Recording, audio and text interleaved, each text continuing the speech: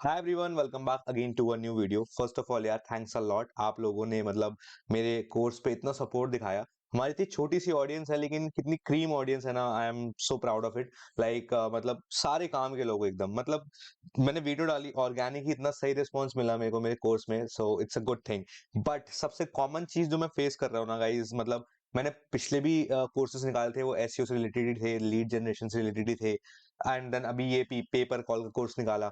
ये सारे कोर्सेज जो है ना, एक बिजनेस को अपस्केल करने के लिए है। चाहे वो एक एजेंसी करे, चाहे एक फ्रीलांसर बंदा करे, या एक बिजनेस ओनर करे। मैं आपको ना फंडा समझाता हूँ अभी हो क्या रहा है। जैसे एक सेकंड।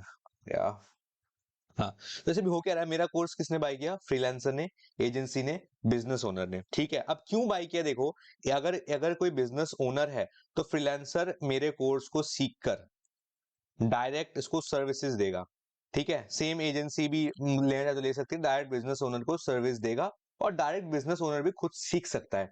बट जो मुझे सबसे ज्यादा प्रॉब्लम आ रही है, वो आ रही है मेरे कोर्सेज से कि जो हमारे क्लाइंट्स हैं उनको हम फेल कर जा रहे हैं। मतलब फेल कब करते हैं क्लाइंट्स, आप ये चीज समझना। जैसे कि क्लाइंट रिटेन हो गया, सॉरी, क्लाइंट आपका ऑनबोर्ड हो गया। सबसे ज्यादा पहले ना मेरे कोर्स के टाइम में आती थी प्रॉब्लम कि सर क्लाइंट नहीं आ रहे हमारे पास, क्लाइंट कैसे लाएं, ये कैसे लाए। अब जब थोड़े मार्केट ठीक हुए, बहुत सारे क्रिएटर्स ने, मैंने भी बहुत चीजें बताई है कि क्लाइंट को ऑनबोर्ड कैसे करना है। इतनी सारी चीजें करी है ना, लेकिन फिर भी लोग इसमें पूछते हैं कि सर क्लाइंट अब ऑनबोर्ड हो गया, अब हम उनको ना रिटेन नहीं कर पा रहे। एक बार के लिए 1-2 महीना रिटेन हो जाता है, फिर हम रिटेन नहीं कर पा रहे। तो मैंने पूछा भाई क्या रिजल्ट है, रिटेन नहीं कर पा रहे? क्योंकि उनको रिजल्ट नहीं आ रहे। तो जो ये फ्रीलांसर्स हैं और एजेंसी ओनर है ना, खुद कंफ्यूज है कि क्या हमारी स्किल में, एक डाउट क्रिएट हो रखा है कि क्या हमारी स्किल में कोई दिक्कत है, या फिर रिजल्ट क्यों नहीं दे पा रहे हैं। हर जगह से जो चीज सीखी है, कैंपेन चलाना है, एड चलानी है आपको, या फिर मार्केटिंग करनी है।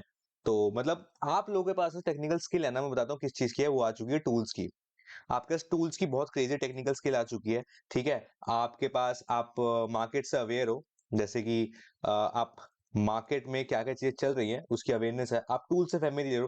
टूल्स इन द सेंस, देखो, फेसबुक ऐड, गूगल ऐड। आपको क्रिएटिव्स कैसे बनाने हैं वो आपको पता है। क्रिएटिव्स इन द सेंस की ये एक तरीके से मार्केटिंग के अंदर ही काउंट हो जाता है। आपको एक तरीके से ओवरऑल बोलूं तो मार्केटिंग आपको करनी आ गई है। ऑनलाइन वे में आपको मार्केटिंग करनी आ गई है। मैं आपको क्यों चीज समझा रहा हूं ना, अगर ये चीज आप लोगों ने क्रैक कर ली तो भाई ट्रस्ट मी, आप एक सक्सेसफुल बिजनेस बनाने से आपको कोई नहीं रोकेगा। क्योंकि देखो, फ्रीलांसिंग भी एक बिजनेस है, एजेंसी भी एक बिजनेस है, और बिजनेस तो बिजनेस ही है। राइट? तो अब ये तीनों लोग क्या कहलाएंगे? बिजनेस ओनर से तो कहलाएंगे ना, राइट? क्योंकि आप बिजनेस कर रहे हो। तो आपके लिए भी ये चीज सेम रेलेवेंट है, एजेंसी के लिए भी रेलेवेंट है, और बिजनेस ओनर के लिए भी रेलेवेंट है। और मैं ये चीज बहुत अच्छे से समझता हूं, क्योंकि मैंने फ्रीलांसिंग भी करी है, मैंने एजेंसी भी करी है, और मैं एक बिजनेस भी रन कर रहा हूँ। इट्स अपार्ट फ्रॉम एजेंसी, बताएंगे बाद में आपको। तो मार्केटिंग के अंदर क्रिएटिव पार्ट कवर हो गया। लाइक आपको वीडियोस बनानी आ गई, आपको हुक कैसे यूज करने हैं, आपको वेबसाइट रेडी क्या करनी है, आपके वेबसाइट के बैनर क्या बनेंगे। सारी चीजें आपको पता है, लेकिन पता है आप फेल कहां पे हो रहे हैं। आपने एड सारे सब कुछ कर लिया, अब एंड में सेल नहीं आ रही। एक अच्छा मार्केटर, एक अच्छा एंटरप्रेन्योर, या एक अच्छा बिजनेस ओनर यही कर सकता है कि भाई सेल लाए, और जो उसका प्रोडक्ट है ना, उसको एक अलग वे में कैसे बेचेगा। जरूरी नहीं होता कि आपका प्रोडक्ट यूनिक हो, यूनिक प्रोडक्ट नहीं, जरूरी नहीं आपका यूनिक हो, बेटर प्रोडक्ट हो आपका। नो, नो, लाइक इसमें ना ये चीज डिपेंड नहीं करती प्रोडक्ट कैसा है। हाँ देखो, प्रोडक्ट बेकार होगा तो आपकी वन टाइम सेल आएगी, राइट? वन टाइम सेल आएगी। और प्रोडक्ट अगर अच्छा होगा तो आपका रिपीट रेट बढ़ेगा।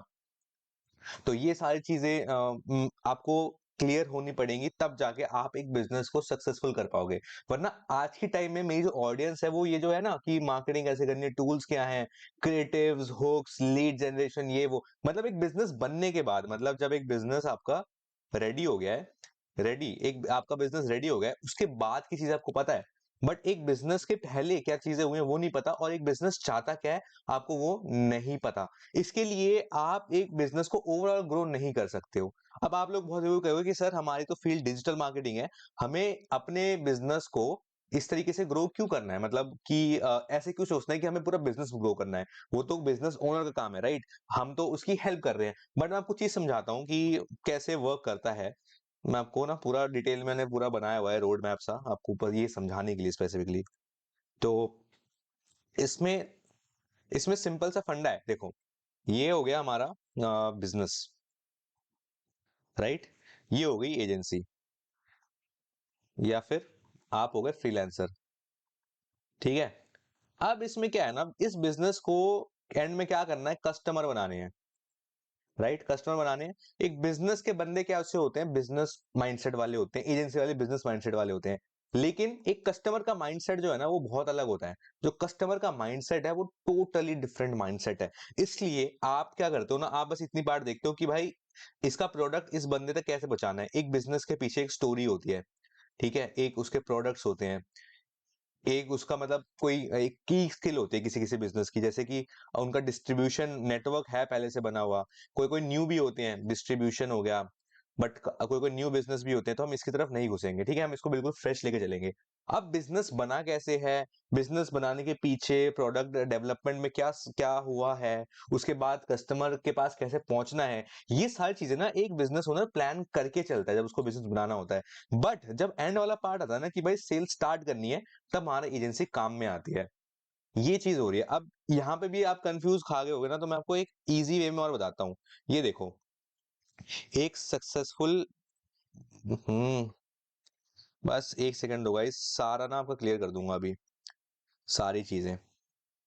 हम्म तो एक एक सक्सेसफुल बिजनेस, एक मैं एजेंसी की बात नहीं कर रहा हूं, एक बिजनेस जो कस्टमर बनाता हो। कस्टमर कौन, कस्टमर माइंडसेट वाले लोग, जैसे हमारे माँ बाप, हमारे भाई बहन, मैं खुद कस्टमर हूं किसी किसी चीज का, राइट? तो एक कस्टमर माइंडसेट और एक बिजनेस माइंडसेट बहुत अलग होता है। तो हमें एक एक बिजनेस है ना, उसको कस्टमर तक पहुंचना है, तो उसके पीछे ये 5 चीजें बहुत जरूरी होती है। ये 5 चीजें सबसे इंपॉर्टेंट होती है। मैं क्यों समझा रहा हूं ना, क्योंकि आप समझना, डिजिटल मार्केटिंग और ये बिल्कुल कनेक्टेड है। देखो, बिजनेस स्ट्रेटेजिक फंडामेंटल्स मतलब भाई आप मार्केट में आए हो तो आपको बिजनेस के लॉजिक्स पता होने चाहिए, और ये ना उस टाइप में है, लाइक प्रायोरिटी वाइज है, ऐसी ऐसी चीजें होती हैं। जैसे कि बिजनेस रजिस्ट्रेशन कैसे करना है, ये मतलब इतना टेक्निकल भी नहीं। बिजनेस रजिस्ट्रेशन कैसे करना है, बिजनेस के लॉज क्या है इंडिया में। और मैं बेसिक बिजनेस की बात नहीं कर रहा हूँ, आप लैपटॉप खोल के बैठ गए हो, आप इधर से उधर सामान पहुंचा रहे हो, सेल कर रहे हो, सर्विस बेच रहे हो, अपने नाम पे पेमेंट ले रहे हो, नहीं। मैं एक प्रॉपर वे में एक फंडेबल बिजनेस, मतलब अब जब बिजनेस की बात ही कर रहे हैं तो डिटेल में जाएंगे, मतलब फंडेबल बिजनेस किस तरीके से बिल्ट होते हैं। तो इसमें ना बिजनेस स्ट्रेटेजिक फंडामेंटल्स एक चीज होती है, जिसके अंदर जिसके अंदर बहुत सारी चीजें आती हैं, मतलब आप लगाओ 10-20 चैप्टर बनेंगे इसके अंदर इजीली। एंड इसमें कंपनी कैसे फॉर्म होगी, कंपनी के लॉस क्या है, एक बिजनेस ओनर के पास क्या क्या चीज होनी चाहिए, उसका बिजनेस किसके बारे में होगा, मतलब मार्केट में उतरने से पहले की चीजें, ठीक है? वो उसको पता होनी चाहिए। अब मान लो कंपनी इसकी बन गई है, कंपनी बनने के बाद यहाँ पे आता है बिजनेस ब्रांड स्ट्रेटेजिक फंडामेंटल्स। अब अगर आप ब्रांड नहीं बनोगे, आप जेनरिक चीज में ट्रेड कर रहे हो, तो वो एक अलग चीज में आ जाती है। बट आपको ब्रांड बनाना है, तो आप कंपनी बनाने के बाद, सब चीजें सेट करने के बाद, आपको ब्रांड स्ट्रेटेजिक फंडामेंटल आपको क्लियर होना चाहिए। ऐसा नहीं कि प्रोडक्ट आने के बाद मैं सोचूंगा, ये सारी चीजें इस तरीके से फ्लो में चलती हैं, ठीक है? ब्रांड स्ट्रेटेजिक फंडामेंटल्स में भाई ब्रांड किस तरीके से कस्टमर को अप्रोच करेगा, उसकी क्या मतलब ब्रांड की क्या स्टोरी रहेगी, फाउंडर्स मतलब स्टोरीज, इसमें बता रहा हूं मैं आपको, बहुत सारी चीजें आती हैं। मतलब ये एक एक पॉइंट है, तो इनके अंदर लगा लो आप 100 डेज की लर्निंग आपको करनी पड़ेगी एक ये चीज समझने के लिए, राइट? तो मैं अभी आपको बेसिक बेसिक बता रहा हूँ।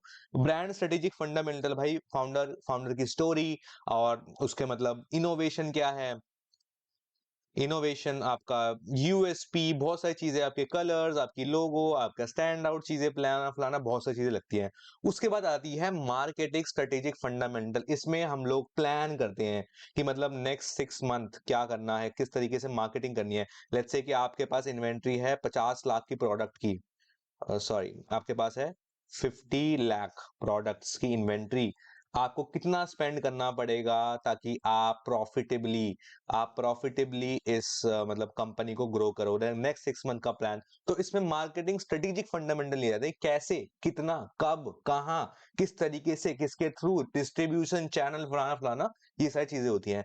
उसके बाद है tech and media strategic fundamentals. आप समझ गए होगे कि हम लोगों को ये चीज, मतलब बोलूंगा 50% आती है, 100% तो नहीं, हमें 50% आती है। टेक में क्या आ गया, आपकी वेबसाइट हो गई, आपके अंदर के मतलब लोग कैसे काम करेंगे, लाइक पीपल मैनेजमेंट, टूल्स ही होता है सब कुछ, राइट? टूल्स ही होता है, पीपल मैनेजमेंट, और क्या कहते हैं, आपकी एड्स आ गई, आपकी क्रिएटिव वाला पार्ट आ गया, आपका पीआर कैसा चल रहा है, आपका मीडिया में मतलब क्या रिस्पॉन्स है।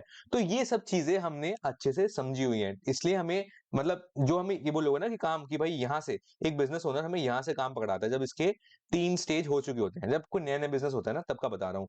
ये 3 स्टेजेस होते हैं।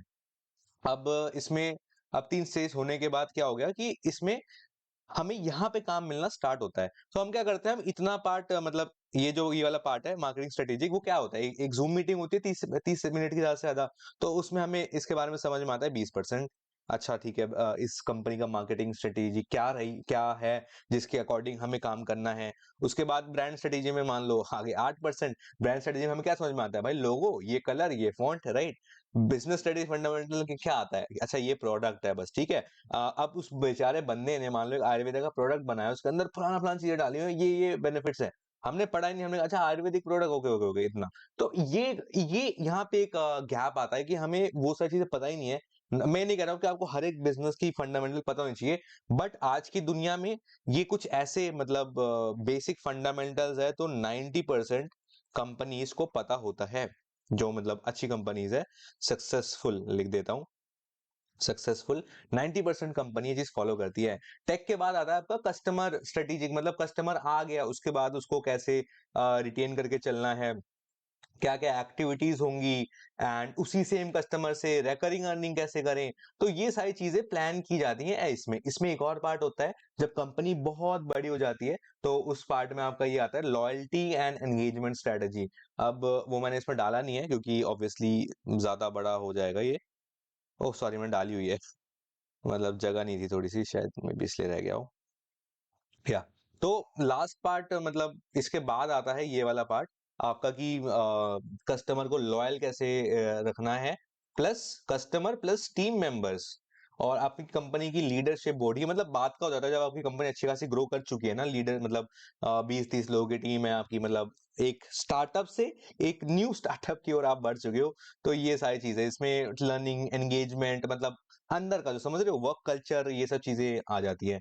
तो ये चीजें आपको अगर मतलब इनकी फंडामेंटल्स पता होना, चाहे आप कंपनी बिल्ड कर रहे हो या नहीं कर रहे हो, बट आप एक बिजनेस को ग्रो करने में हेल्प करना चाहते हो, इन द सेंस आप मार्केटिंग की फील्ड में हो, तो मैं रेकमेंड करूंगा भाई ये चीजें आप लोगों को पता ही होनी चाहिए। एंड आगे के कुछ मतलब वीडियोस में ना मैं इन चीजों पे कुछ ज्यादा फोकस करने वाला हूँ, क्योंकि मेरी ऑडियंस में चाहता है कि भाई आप लोग सिर्फ इस स्किल पे इतना मतलब इतना एक्सपर्ट बन जाओ, आपको चीज पता ही ना हो। मैं चाहता हूँ आप लोग ना थोड़े अलग तरीके से ग्रो करो मेरे साथ, क्योंकि मैंने भी एज अ फ्रीलांसर ही काम स्टार्ट किया था, फिर एजेंसी, फिर बिजनेस, तो मजा आता है और आप अच्छा खासा ग्रो करते हो। इट्स गुड, आप ये वाला काम करते रहो, क्योंकि इस काम के बिना देखो ये एक पीस ऑफ केक है बेसिकली। अगर मैं पूरे इस पार्ट को डिलीट कर दूं, मान लो इस पार्ट को डिलीट कर दूं, तो बिजनेस फंक्शन नहीं कर सकता, राइट।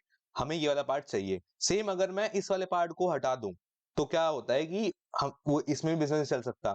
अब बिजनेस ओनर एक एक एक पॉइंट ऑफ व्यू आप समझो, एक बिजनेस ओनर कितने पार्ट हैं, 1 2 3 4 5 6, क्या 6 कर सकता है? नहीं कर सकता, बट स्टार्टिंग में वो करता है। और ये बिजनेस स्ट्रेटेजी ब्रांड मतलब यहाँ पे सबसे अकेला एक चीज ग्राफ समझना, एक बड़ी इंटरेस्टिंग समझ में आई। यहाँ पे मतलब अकेले से कंपनी बनना शुरू होती है, सोच से, फिर 2-3 लोग आते हैं, 2-3 लोग आते हैं, फिर यहाँ पे कंपनी आके ना थोड़ी और बड़ी हो जाती है, मतलब यहाँ पे 3-4 लोग हो चुके होते हैं इस पार्ट तक आके। इस पार्ट तक आके फिर और लोग बढ़ चुके होते हैं, इस पार्ट तक आके फिर और लोग बढ़ चुके होते हैं, फिर इस पार्ट तक आके और लोग बढ़ चुके होते हैं, और फिर यहाँ पे स्टार्ट होती है लॉयल्टी एंड एंगेजमेंट। यह मतलब आप मान भी सकते हो कि इन पार्ट में कस्टमर कम भी होना स्टार्ट हो जाते हैं, ठीक है।